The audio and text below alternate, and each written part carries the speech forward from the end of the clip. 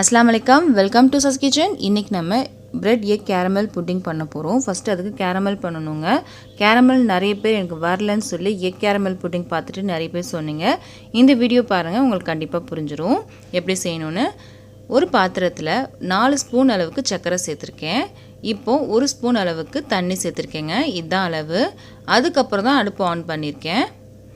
இப்போது இந்த மாதிரி கலந்து விட்டே இருக்கணும். ஃபஸ்ட்டு சர்க்கரை கரைஞ்சிட்டே வருங்க. வீடியோ கொஞ்சம் ஃபாஸ்ட்டாக ரன் ஆகும். நான் கட் பண்ணாமல் ஃபுல் அண்ட் ஃபுல் காமிச்சிருக்கேன், அதனால் கொஞ்சம் ஃபாஸ்ட்டாக ரன் பண்ணியிருக்கேங்க. சக்கரைனால் கரைஞ்சி கெட்டியாக வரும். நீங்கள் கரெக்டான அளவும் கைவிடாமல் கிளறிட்டே இருந்தீங்க அப்படின்னா உங்களுக்கு கரெக்டாக வருங்க கேரமல். இங்கே பாருங்கள், தண்ணிலாம் வற்றி சக்கரை பாருங்கள் எப்படி ஆயிடுச்சு அப்படின்னு. திரும்பவும் சக்கரை மாதிரி வந்துருச்சு பாருங்கள். இப்போ கைவிடாமல் கிளறிட்டே இருங்க. இதுக்கப்புறம் தான் நமக்கு கேரமல் வரும்.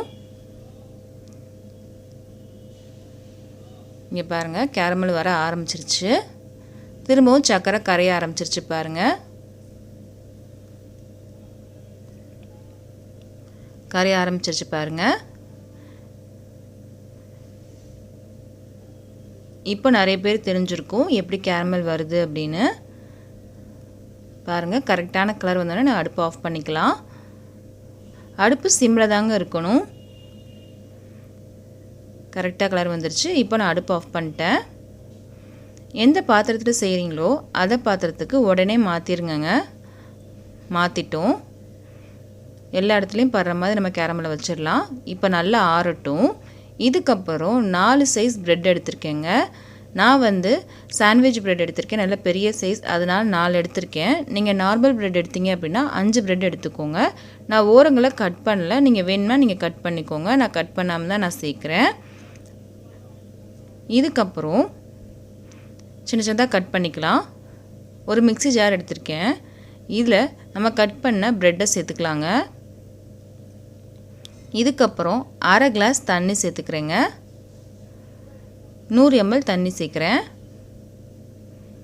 இதுக்கப்புறம் 2 முட்டை,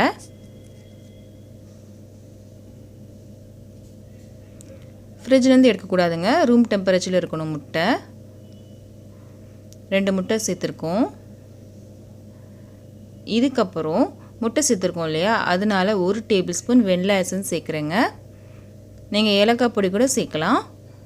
இதுக்கப்புறம் 1/2 கப் அளவுக்கு கண்டன்ஸ் மில்க் சேர்க்குறேன், 100 கிராம் அளவுக்கு. இது வீட்டில் செஞ்சது தான். உங்கள்கிட்ட கண்டன்ஸ் மில்க் இல்லை அப்படின்னா 1/2 கப் அளவுக்கு பாலும் 3/4 கப் அளவுக்கு சர்க்கரையும் சேர்த்துக்கோங்க. முதல் தண்ணி சேர்த்தோலே அதை நீங்கள் சேர்க்காதீங்க. இப்போ இது எல்லாத்தையும் சேர்த்து நம்ம அடித்து எடுத்துடலாங்க. அடித்து எடுத்துட்டேன். இப்போ பாருங்கள், கேரமும் நல்லா செட் ஆயிடுச்சு, கையில் ஒட்டவே இல்லை பாருங்கள். இப்போ நம்ம அடித்து வச்சுருக்கோம் இல்லையா, அதை இதில் சேர்த்துடலாம்.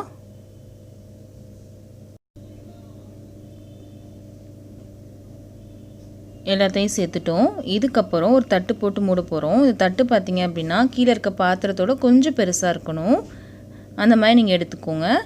உங்கள்கிட்ட அலுமினியம் ஃபாயில் இருந்துச்சு அப்படின்னா அதை வச்சு கூட கவர் பண்ணலாம். தட்டு போட்டிங்கன்னா ஈஸி தாங்க. இதுக்கப்புறம் அடுப்பில் இட்லி பாத்திரம் வச்சுருக்கேன். இன்னும் அடுப்பு ஆன் பண்ணலைங்க. இல்லை தண்ணி ஊற்றணுமா நிறைய பேர் என்கிட்ட கேட்டிங்க. கண்டிப்பாக தண்ணி ஊற்றணுங்க. இப்போ அடுப்பு ஆன் பண்ணிக்கலாம். நான் இந்த தட்டு வச்சுக்கிறேன். இந்த தட்டு இல்லை அப்படின்னா ஸ்டாண்டில் ஒரு பாத்திரம் வச்சுக்கோங்க. இப்போ மூடி போட்டு மூடிடலாம். தண்ணியில் கொதி வரட்டும். தண்ணியில் கொதி வந்துருச்சு. இப்போது நம்ம செஞ்சு வச்சுருந்த புட்டிங்கை உள்ளே வச்சிடலாங்க. மூடி போட்டு மூடிடலாம். இது வேகிறதுக்கு 40 நிமிஷம் ஆகும். டைட்டாக மூடி இருக்கணுங்க, அப்போ தான் 40 நிமிஷம் ஆகும். 40 நிமிஷம் ஆயிடுச்சு. இப்போ ஓப்பன் பண்ணி பார்க்கலாம்.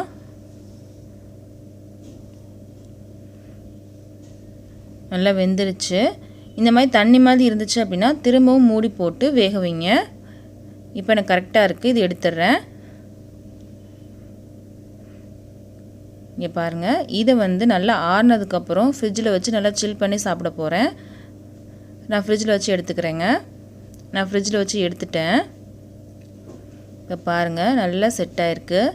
இப்போ நம்ம டிமோல்ட் பண்ண போகிறோம். அதுக்காக இந்த ஓரங்களை இந்த மாதிரி எடுத்து விட்டுக்கலாம். அப்போ ஈஸியாக இருக்கும் எடுக்கும் போது. இப்போ தட்டை கவுத்தி போட்டு எடுத்துடலாங்க. தட்டை கவுத்தி போட்டுடலாம். இதுக்கு முன்னாடி நம்ம எக் கேரமல் புட்டிங் போட்டிருக்கோம். அந்த வீடியோ பார்த்துட்டு நிறைய பேர் என்கிட்ட வந்து டவுட் கேட்டிங்க. அந்த டவுட்லாம் அதில் கிளியர் பண்ணியிருக்கேன்னு நம்புகிறேன். பாருங்கள் எவ்வளோ சூப்பராக இருக்குது அப்படின்னு. இது ஒரு கேக் மாதிரி இருக்குங்க. இப்போ நம்ம கட் பண்ணலாம் இதை. அந்த பாத்திரத்தில் இருந்த கேரமல் வந்து இதில் சேர்த்துருக்கேங்க. அவ்வளோதான். பாருங்கள் எவ்வளோ சூப்பராக இருக்குது அப்படின்னு. கண்டிப்பாக அதை ட்ரை பண்ணி பாருங்கள். உங்கள் எல்லாத்துக்கும் பிடிக்கும். இந்த வீடியோ உங்கள் எல்லாத்துக்கும் பிடிச்சிருந்துச்சு அப்படின்னா கண்டிப்பாக லைக் பண்ணுங்கள், ஷேர் பண்ணுங்கள், கமெண்ட் பண்ணுங்கள். மறக்காம நம்ம சேனலை சப்ஸ்கிரைப் பண்ணிக்கோங்க. பக்கத்தில் இருக்க பெல் பட்டனை கிளிக் பண்ணிக்கோங்க. அப்போ தான் நான் ஒரு வீடியோ போட்டோன்னே உங்களுக்கு ஒரு நோட்டிஃபிகேஷன் வந்துடும். என்னோடய வீடியோ நீங்கள் மிஸ் பண்ணாமல் பார்க்கலாம்.